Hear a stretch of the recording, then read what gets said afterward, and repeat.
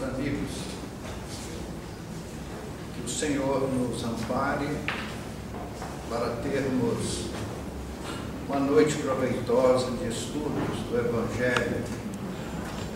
Estamos fazendo uma série de comentários sobre os ensinos do Senhor, e que nessa noite Ele nos abençoe para estudarmos e lá fora do mundo colocarmos em prática os seus ensinamentos.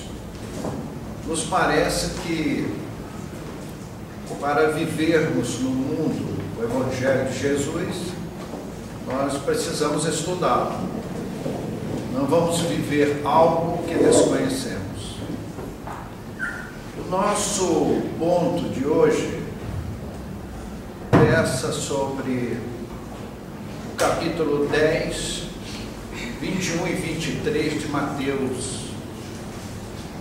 Alguns outros apóstolos fizeram comentários menos completos sobre o assunto, que é: dai de graça, que de graça recebemos.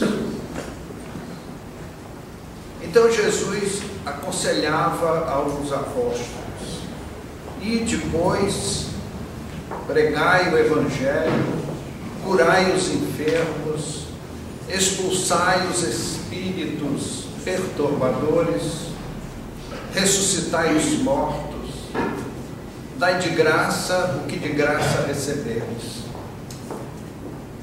E mais adiante, o apóstolo lembra a expressão de Jesus: acautelai-vos com os escribas, que gostam de aparecer vestidos com longas túnicas nas praças públicas e que devoram a casa das viúvas a pretexto de longas orações. E ainda Mateus encerra os comentários falando que Jesus entrou no templo e de lá expulsou os vendilhões do templo. Vejam bem, amigos,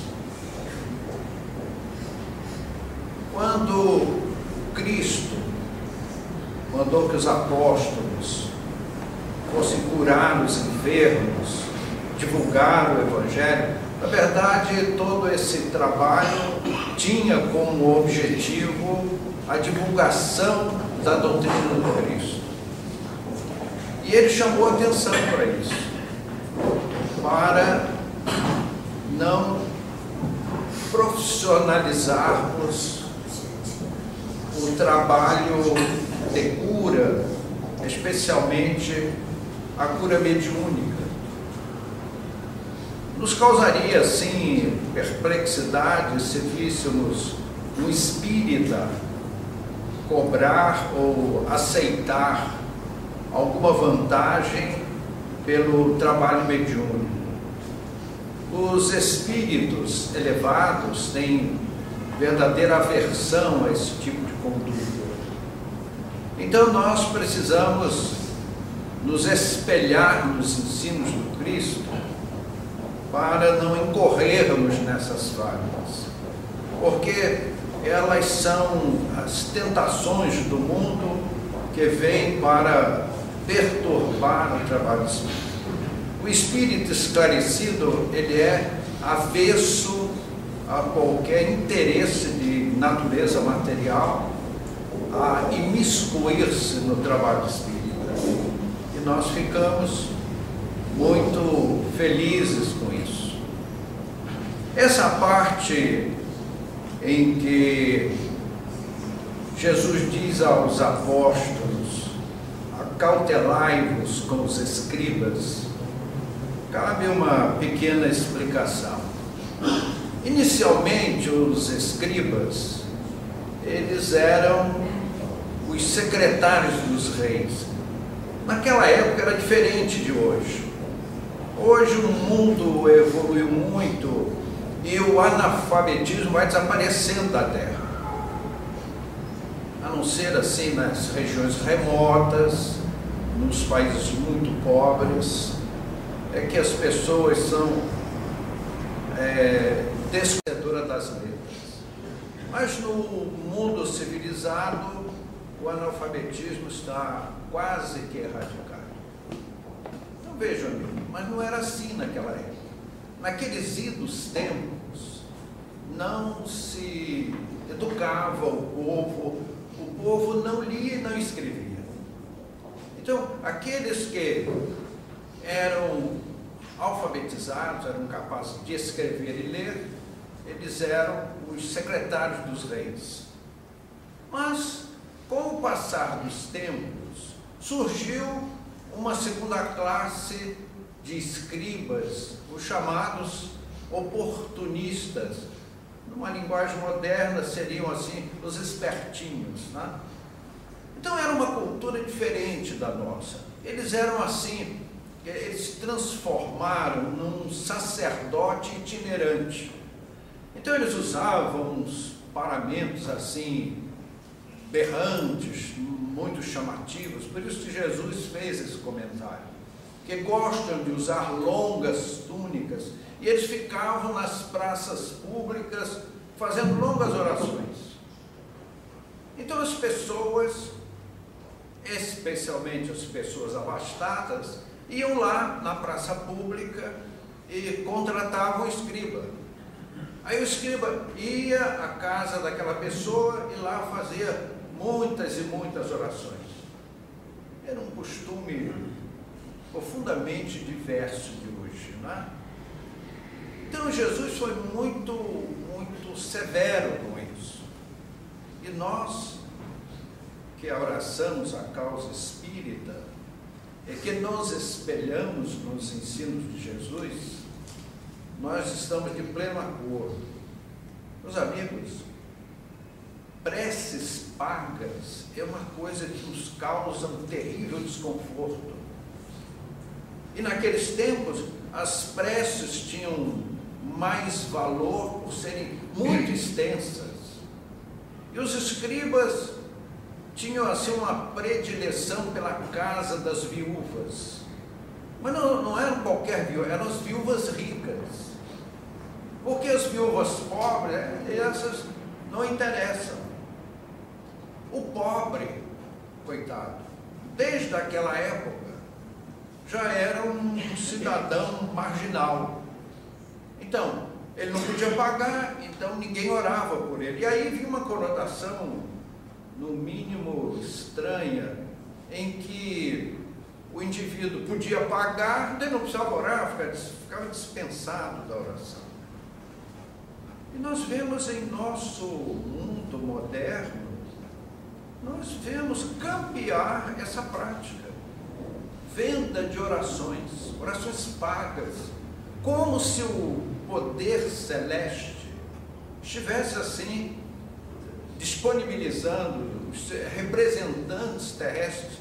E aí a gente, mas é da igreja tal. E a igreja tal foi constituída por quem? Pelos homens. Então é fantástico criaturas se arvorarem em representantes de Deus. Existe até um conceito, aqui e ali a gente vê na televisão, e nós temos uma diletíssima amiga que ela assiste todos esses programas para comentar depois. Então ela estava no outro dia nos falando sobre um conceito que vai crescendo aí no mercado religioso, um verdadeiro marketing. Então surgiu uma expressão que nos causa um susto, é o dinheiro de Deus. Então, segundo esses espertinhos, desculpem a franqueza, mas nós estamos fazendo um estudo do Evangelho, o Evangelho aborda esse tema, nós não precisamos pensar duas vezes antes de fazer o comentário. Dinheiro de Deus? Pois é. Então, segundo lá, os indivíduos que propalam esse princípio, eles taxaram em 10%. É o IPI, acho que é o imposto mais pesado do governo federal, hoje é o IPI, né? Imposto sobre produtos industrializados, 10%. Que aliás até isentaram os carros, estão vendendo carro aí adoidado, porque isentaram do IPI, que é um imposto que pesa. Então, segundo esses indivíduos, 10% de tudo que você tem pertence a Deus. Meu Pai do céu, de onde saiu isso? De onde saiu tal princípio? Quando Jesus nos dizia claramente: não acumuleis tesouros sobre a terra, onde a traça rói, o ferrugem consome, e os ladrões minam e roubam. Acumulai antes tesouros nos céus. Não é porque envergamos a mentalidade de espíritas que o dizemos. Nós admiramos muito o movimento espírita. Nós, espíritas, não cogitamos de valores materiais em nenhuma hipótese. Conheci pessoas espíritas. Eu citaria uma experiência pessoal. Eu fui a uma cidade do interior fazer uma palestra numa instituição espírita muito modesta. Aí entrou aquele senhor, um filho da África, cabecinha branca, e me chamou a atenção a sua sandália. Te via pelas vestes que era uma pessoa de condição social modestíssima, e o seu chinelo só tinha metade do chinelo, porque o calcanhar já estava gasto. O calcanhar daquele senhor pisava no chão, então o chinelo cobria só a parte da frente do pé, do meio do pé para frente, para trás, o calcanhar ia ao chão. Eu falei: meu Deus do céu. E a gente chega ali, naquela época éramos mais jovens, né? Gostávamos de nos vestir adequadamente, mesmo porque representávamos uma grande empresa multinacional à época. Mas eu fiquei assim, feliz daquele senhor. Sentou-se à mesa e disse que ia fazer um exórdio para preparar o ambiente para a palestra do irmão João Moura. E ele começou a falar sobre a personalidade de Amélie Boutet. Meu Pai do céu, aquele pedreiro simplório de mãos grossas, calejadas pelo cal e pelo cimento, acostumado ao trabalho braçal pesado. Ele falou tão lindamente sobre Amélie Boutet que eu não conhecia a face daquela mulher. Aquela boca simples, sem palavras simples, enaltecendo a grande dama do espiritismo, que foi o apoio moral de Allan Kardec. Ela não apareceu no trabalho, mas era o sustentáculo. Um detalhezinho, é sempre a implicância das comadres, né? Ela era mais velha que Kardec, sabiam disso? Puxa vida, né? Entretanto, viveram majestosamente bem. Então, meus amigos, é isso que nos encanta na doutrina. Nós fazemos às vezes trabalho de ir de carro lá no fim do mundo, gastando um dinheiro que não temos para gastar, mas por amor à causa. Mas aparecem aqueles que taxam em 10% o bolso alheio. Esse dinheiro pertence a Deus. Tá bom. E onde é que está Deus para eu dar o dinheiro? Bom, ele não está aqui, eu só falo assim: o senhor deixa comigo, que eu vou estar com ele amanhã na parte da tarde, no finalzinho da tarde eu entrego a ele pessoalmente. Então, são pessoas que se arvoram em tesoureiros divinos. E aí vem todas essas coisas, como preces pagas, e o pobre que não pode pagar. Ah, isso não interessa. Então é isso que Jesus chamava a atenção: acautelai-vos com os escribas, porque eles foram os secretários dos reis e encontraram um caminho para arrecadar valores. São aquelas pessoas que falam do céu, mas vivem o pó do mundo e não abrem mão. Então surge aí o chamado dinheiro de Deus. Meus amigos, Jesus nos fez uma observação para não nos esquecermos nunca, sempre dela nos lembrarmos. Quando quiseres orar a Deus, tranca-te no teu quarto e ore em silêncio, no segredo do teu quarto, e Deus virá em segredo e vos retribuirá. E tempos virão em que Deus não mais será adorado em templos de pedra feitos pelas mãos do homem. Então, meus amigos, é por isso que nós espíritas vemos na mediunidade uma dádiva celeste. Médiuns são todas as pessoas nesse planeta. Há os médiuns embrionários, aqueles que carregam a mediunidade residente em sua alma, mas não aflorada, não desenvolvida. Mas há aqueles médiuns ostensivos, e os conhecemos muitos. Médiuns assim, extraordinários, que nos impressionaram com a sua exuberância mediúnica.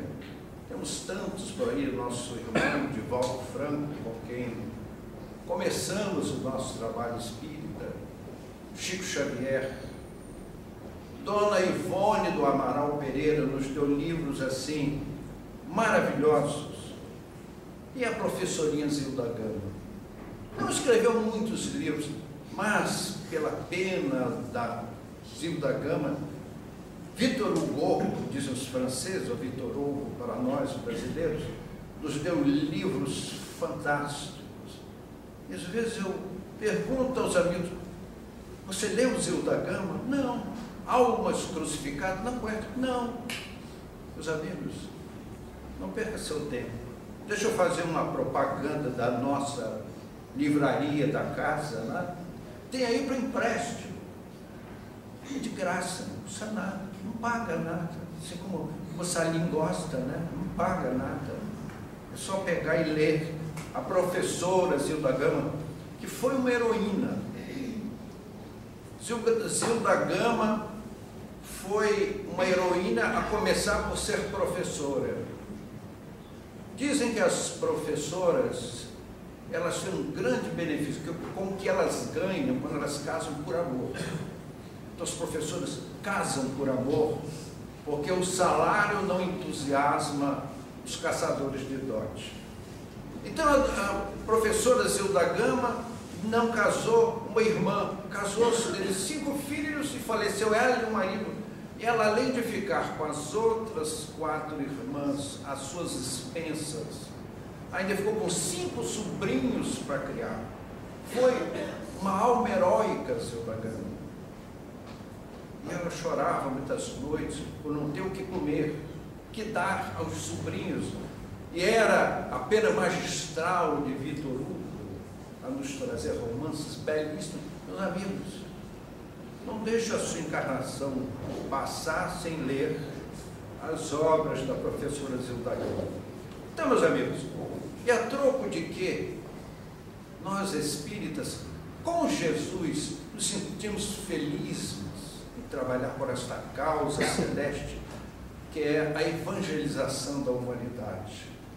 O centro espírita é modesto, não há aspectos de suntuosidade, nem paramentos, nem cânticos, mas nós falamos de Jesus, sentimos através dos seus mensageiros a presença do Cristo em nossas almas nessas noites cálidas em que nos lembramos das passagens do Mestre. Então, a mediunidade, meus amigos, ela não pode ser cobrada, porque, como dizia Jesus, nós não podemos cobrar por aquilo que recebemos graciosamente. Dai de graça o que de graça recebestes. Seria criminoso o exercício da mediunidade. O médium, ele foi, entre aspas, nomeado pelo Cristo para ser o representante dos espíritos esclarecidos a bem dos homens, da sua fé e da sua saúde. O médium tem que se entregar à obra do Cristo com idealismo, doando-se a uma causa elevada. Nós ficamos assim, muito entristecidos, porque sabemos que que existem aqueles pseudos médiuns que fazem mediunidade a tanto por sessão, que vivem do dinheiro. E o que acontece, meus amigos? Os bons espíritos se afastam. Eles têm verdadeiro horror a interesses menores dos homens, mas estão ali presentes, onde há o idealismo, onde há a sinceridade, onde há o amor ao próximo, o prazer de servir, como nos ensina a doutrina. Nós vemos aí no mundo os chamados falsos profetas. São aqueles que vendem consultas. A gente passa, no dia eu parei o carro no sinal, um poste do meu lado de cá. Faz-se amarração para o amor. Pai do céu. Amor amarrado certamente não serve. Não é isso? Nós não poderíamos aprofundar muito esse assunto, porque o assunto é muito vasto. Mas, meus amigos, nós, filhos do Criador, estamos mergulhados num produto que os espíritos denominaram para Allan Kardec como fluido universal. Esse fluido é a essência básica do universo, tudo dele procede, e uma vez decomposto para ele retorna. E como se modifica esse fluido, se não através da mente? A mente, entre aspas, é o manipulador do fluido universal. Então, quando nós amamos alguém, nós transformamos esse fluido universal em algo que não saberíamos definir. Quando o médium aplica passe, ele está transformando o fluido universal às expensas dos técnicos desencarnados, gerando produtos que o organismo do beneficiário absorve e se melhora. Aquela ajuda que vem pela misericórdia divina de fora para dentro dos corpos dos homens, muitas vezes melhorando as suas disposições orgânicas. Então, meus amigos, o amor é livre. Fala-se em amor livre, jocosamente, debochadamente, mas nós somos livres para amar, porque Jesus foi o homem amor.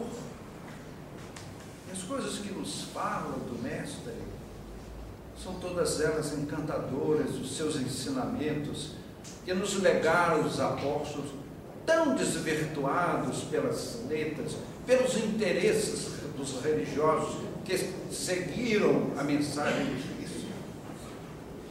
Então nós vemos, meus amigos, cursos exóticos, práticas excêntricas, no peso de ouro. E não foi isso que Jesus nos aconselhou? Ele nos mandou servir, dar de graça o que de graça recebemos. Então, meus amigos, naquele final do capítulo de Mateus, ele nos lembra aquela passagem em que Jesus chegou ao templo. Pensamos nós que foi a distorção mais contundente da letra do Evangelho. Na verdade, aquela passagem de Jesus no templo, aquilo era uma retórica, um símbolo, que foi com a continuidade das traduções, retraduções, eles foram materializados de uma forma chocante. Então, conta o apóstolo que Jesus chegou ao templo e lá estavam os mercadores do templo. Meus amigos, aqueles homens não eram criminosos. Eles se assemelhavam com os feirantes do nosso bairro, vendendo suas mercadorias, segundo as necessidades populares da época.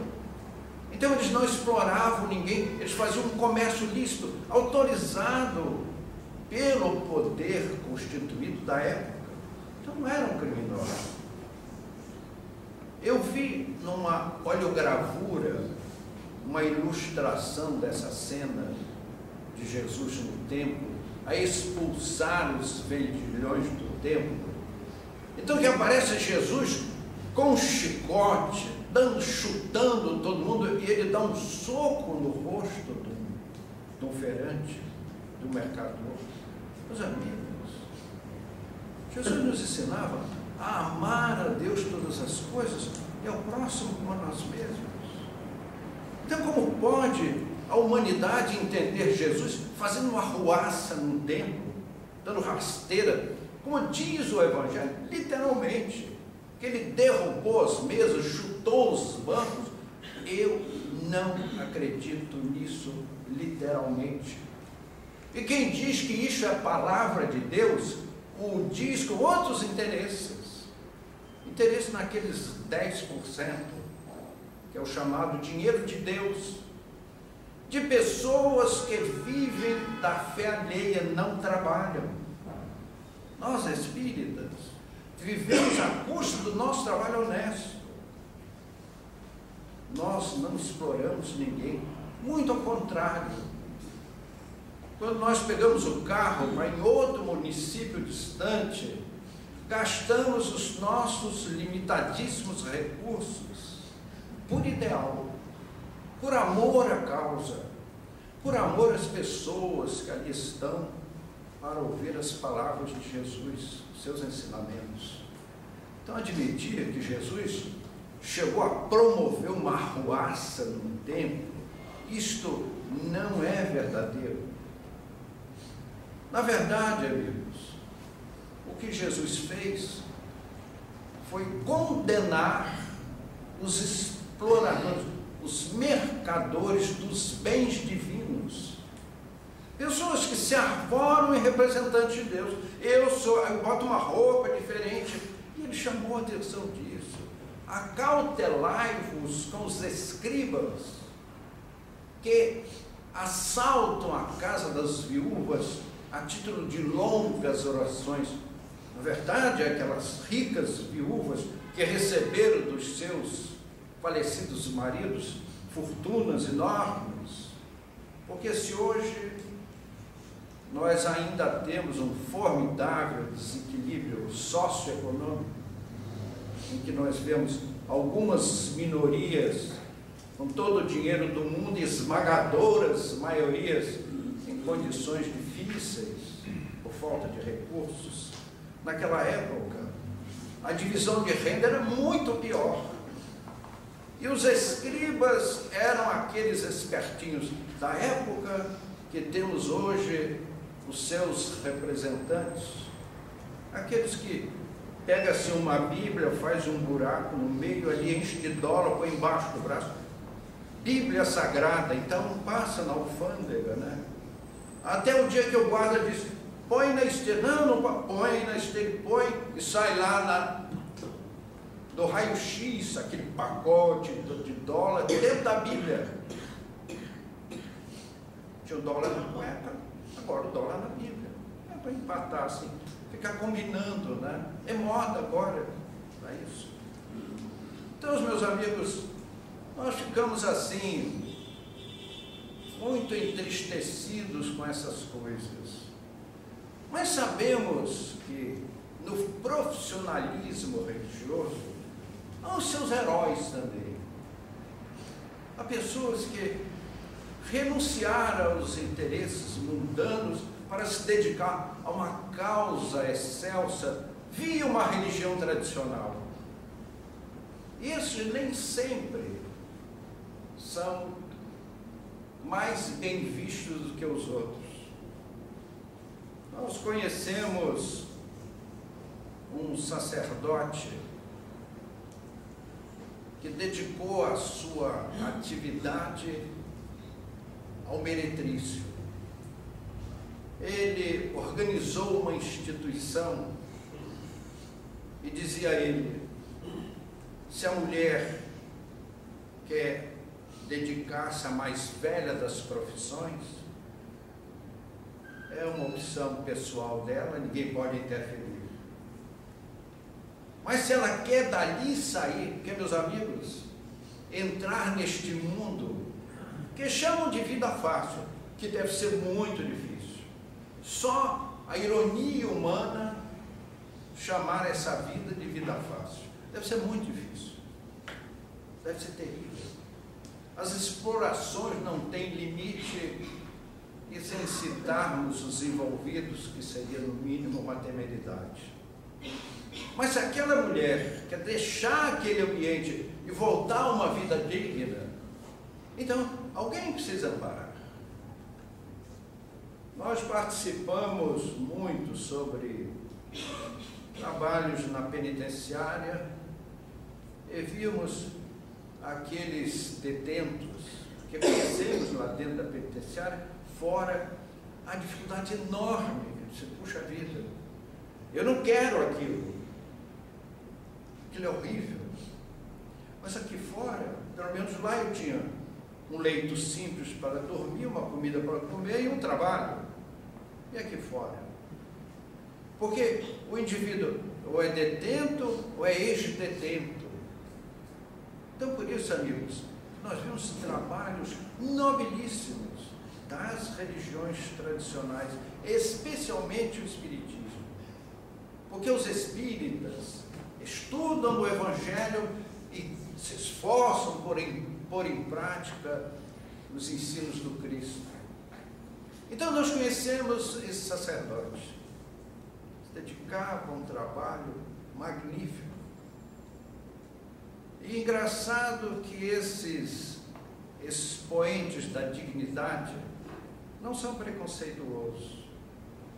E quantas vezes nós fomos lá falar de Jesus, temos o cuidado, por ser uma instituição ligada a uma organização tradicional religiosa, não falarmos o nome Espiritismo, mas falou em Jesus, falou em Espiritismo, são sinônimos. E ele nos contou como foi que ele chegou àquela situação. Ele gostava de fazer um trabalho junto aos jovens. Ele tinha uma das mais belas paroquianas, que era uma moça assim, um tanto quanto leviana. E um belo dia a moça sumiu, desapareceu. Passaram-se anos, muitos anos. E um dia ele vai por uma rua, Guilherme Rocha, da rua, que era um calçadão, e eis que ele vê uma mulher estendendo a mão pedindo esmola. Ele reconheceu naquela mulher, naquela anciã, justo aquela paroquiana, ele quase caiu do céu na terra. Meu Deus, então eu sou culpado, porque eu não soube orientar essa moça, eu não soube encaminhá-la no bem. E foi a partir daí que ele abriu a sua casa de albergue para as meretrizes, foi advertido pelas autoridades, foi expulso do seu sacerdócio, mas teve ajuda de muita gente, dentre eles os espíritas. E era paradoxal, uma casa para meretrizes, amparada por um sacerdote e financiada pelos espíritas que se cotizavam. E ele escreveu um soneto muito belo, retratando aquela experiência, aquela noite cálida, em que ele viu aquela mendiga estendendo a mão à via pública. Esta mulher, de face escaveirada, que vês tremendo em ânsias de fadiga, estendendo a quem passa a mão mirrada, foi meretriz antes de ser mendiga. Ontem, de beijos e volúpia ardente, fosse quem fosse, dava a qualquer hora os seios brancos e os lábios sorridentes. Hoje, triste, embalde chora, pedindo esmola àquela mesma gente que de seus beijos se fartará outrora. Antônio Tomás. O Senhor nos abençoe e nos guarde. Muito obrigado.